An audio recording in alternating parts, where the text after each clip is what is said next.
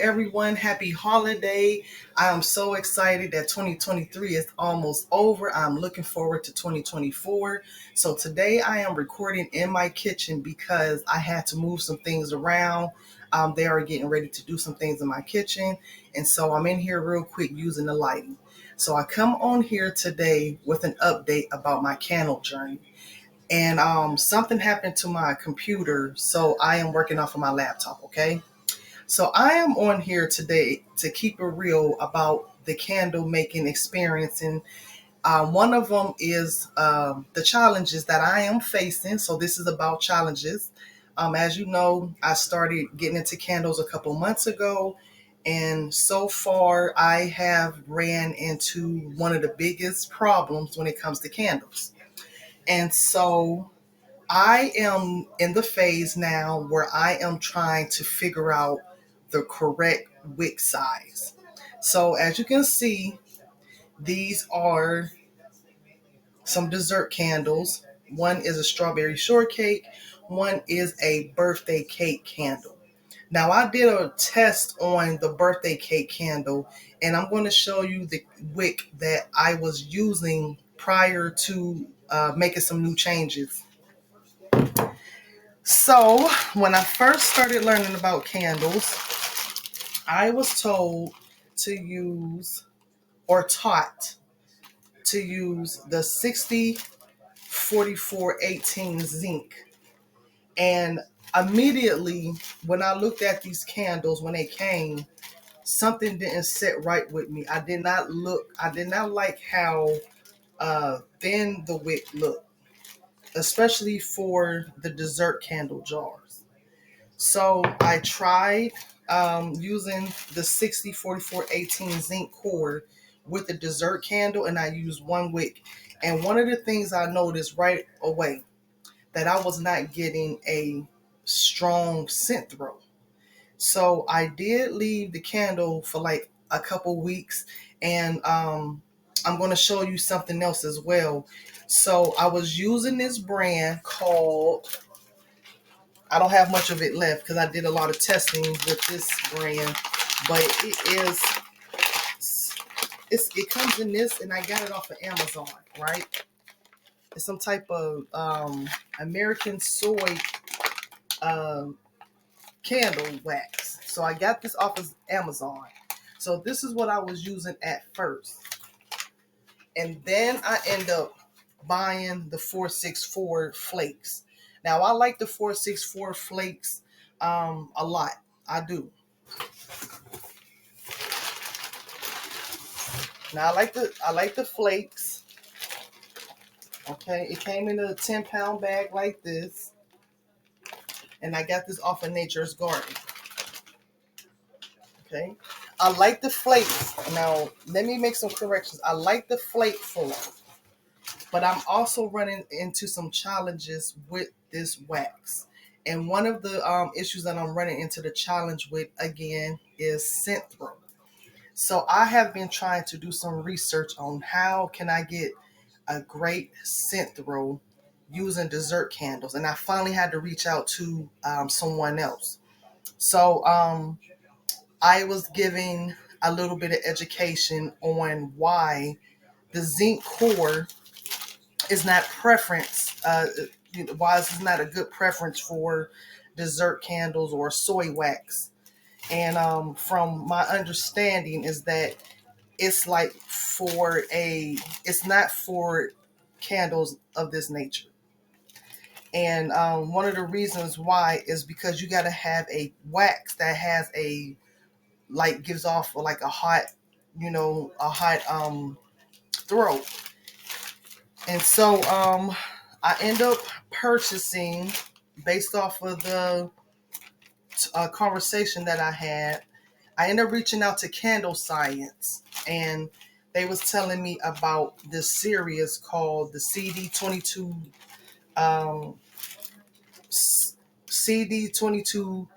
6-inch pre-tab wick and the Eco 16 pre-tab wick.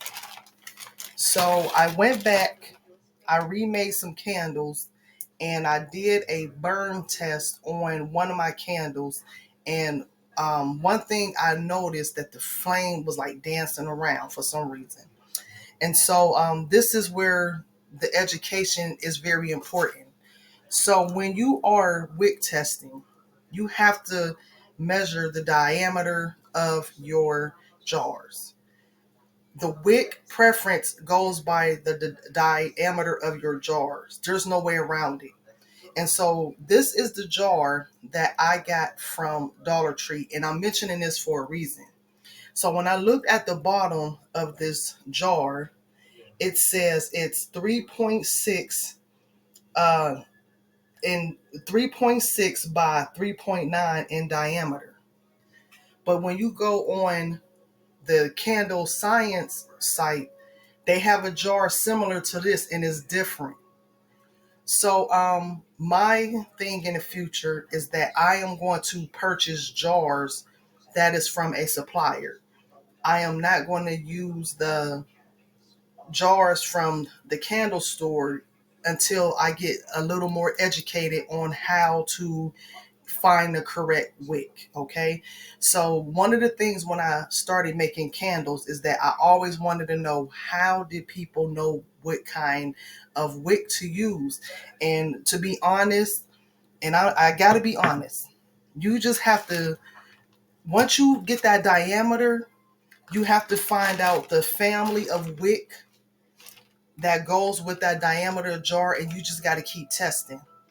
And so it is a little frustrating, and it is money costly when you have to continue continually buy wicks to figure out which goes in which jar.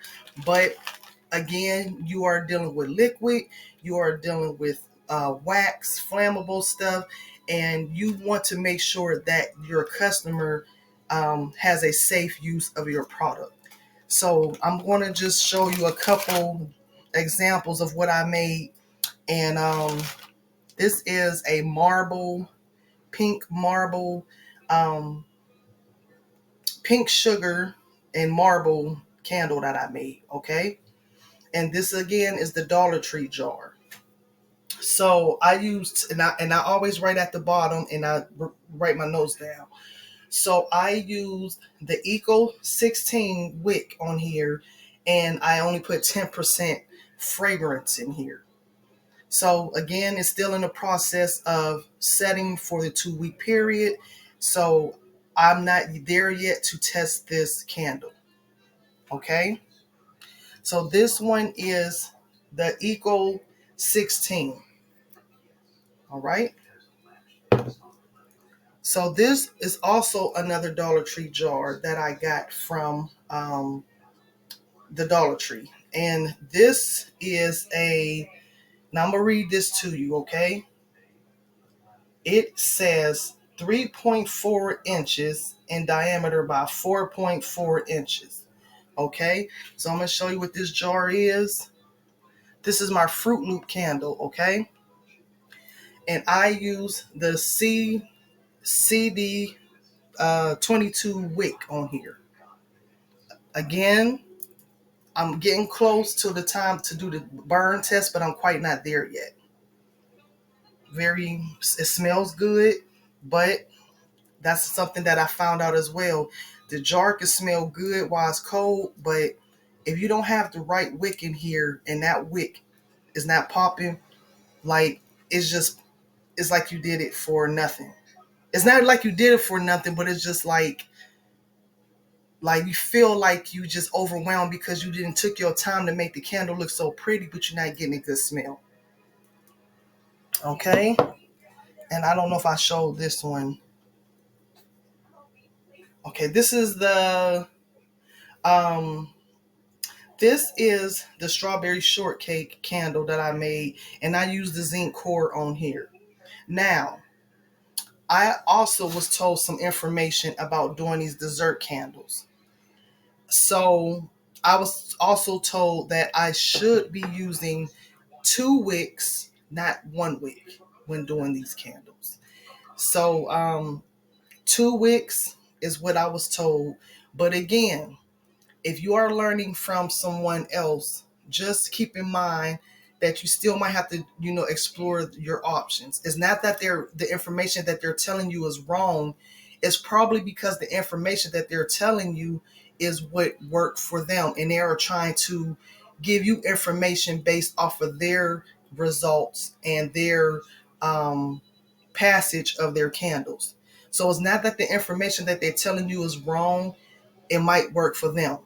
Like again, candles making has a lot of reasons of why it may or may not be going right, or the process of having a successful candle, and that has to do with temperature in your house, you following the instructions, and that's something I said I was going to start deciding to do.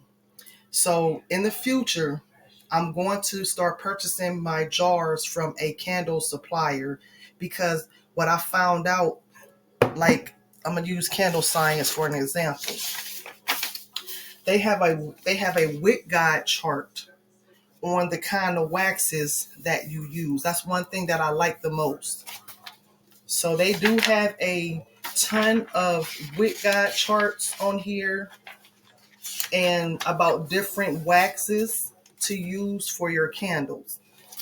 So that's something. This is this. Like I said, I'm still in the learning stage. Okay, I'm still in the learning phase, and now I see what my problem is. My problem is not only that I probably need to start purchasing my jars from a supplier. I also need to understand that wick testing, there's no way around it at all. There's no shortcuts when it comes to candle making. And one of the biggest worries that we all have, I know I have, is like, well, good Lord, I just spent a great amount of money on wicks. But one thing that has helped me is to understand what kind of jar that I have. And so that narrowed down the series of wicks that I need to have. Okay. So I'm just here keeping it real. Um, Everything is not easy. It's not, peach. It's not cakewalk through everything. Some things you do, you can't cakewalk. So like I said, I am purchasing me some different kind of wax. Sorry, I was looking outside at something. So I am going to different. Now I am going to start purchasing me a different kind of wax, only because I just want to test out the varieties to see which gives me the better results. Now the reason why I'm doing that, as you can see, it was a 10-pound bag, and I mainly did this with some testing. I don't want to use all my wax, just, straight on testing like this. But it helps me to get a better understanding that, hey, I might need to try a different kind of wax. Okay. So I have a different kind of goal of what I'm looking for as far as my candles. So that's another reason why that's why I'm opening the options to exploring outside of the 464 wax. Other than that, I do like the flakes. I do like the flakes versus the brand that I purchased off of Amazon. So let me tell you about the smooth top with this 464 wax, how I got it like this. So on Nature's Garden, because that's where I got this wax from, is from Nature's Garden. So it says that the pour temperature, if I'm correct, should be like around 118. Still, you do the 185 and add your fragrance load. And the pour temperature was at a low temperature, which I was very shocked. I was always taught to pour the candle at a much uh, higher level, like a higher than 118, like 145. And so one thing I noticed when I let it get to so let me show you again. One thing I noticed when I let it get to like 118 is that the minute I poured that wax at that temperature, it started to solidify. And another thing that also helps me is that sometimes I pour the wax like around the wick. So I don't, if you get what I'm saying, like when you pour your wick, your wax in the candle, I kind of like get the wick a little bit wet or whatever. But I poured this at a 118, and this is with the 464 Golden brand. And if you go on Nature's Garden, that's what the recommendation is to pour the wax. Now, I have seen different people use different amounts. Do the pour temperature make a difference? I don't know, because when I seen the Nature's Gardens recommendation, I think 118, I was really, really shocked. So soon as I poured that wax at that temperature, um, it turned out like this, and it wasn't very long before it started to solidify. Now it take a minute for it to cool down to 118, but that's I like the results. Okay, so this is a marble, and I did this by poking holes after it got after now that's after this got white and hard. I went back and I poked holes inside of the candle, and then I poured my dye in, and I just took a blow dry, a heat gun, and I kind of like moved it around a little bit, so it ended up turning out like this. So this is my pink sugar, and so like I said, this is did with the Eco 16 wax.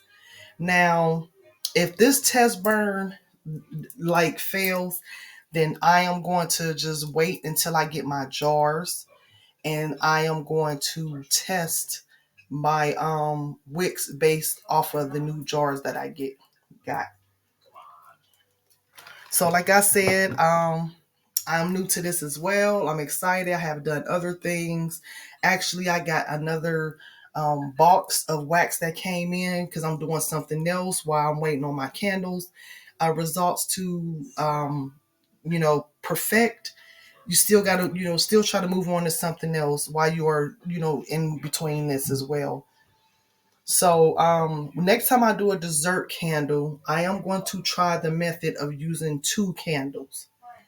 But like I said, the 464 wax, you're not going to get no powerful punch like you do if you're using a candle from Bath and Body Works. And so that's something I am learning, and I'm finally understanding as well. And I know what kind of candle marketing that I want to do for myself. So I am getting ready to try a different kind of wax to see if that would help me. So from what I experienced so far, the 464 wax does not have a real strong heat throw. And even when I tried it with these different wicks, except for the zinc cord. The zinc cord, I didn't get really no results. But when I lit it with, I had a candle I did, and I think I did it with CD22. I did notice a stronger kickoff, but at the same time, the flames was moving around. So I'm just writing notes down to see if I should go up or if I should go down. So again, like I said, my main reason for coming on here today was to tell you, if you are someone that's struggling with candles, or if you're starting, or if you are getting frustrated, it is not you. This process requires testing. There's no way around it. You have to test those candle wicks. And also, one of the important things, again, is just making sure you understand what kind of diameter jar you are using, and try to pair it with the correct wick size. There's a lot of places that give you information on wicks, depending on the brand that you're going to use. So like I said, I go through Nature's Garden, and I also contacted Candle Science because I ordered something from them as well. And so I am going to use each recommendations from each manufacturing to test out, my theory of the candles. Okay. So you guys have a great New Year's. Happy holidays to everybody, and take care.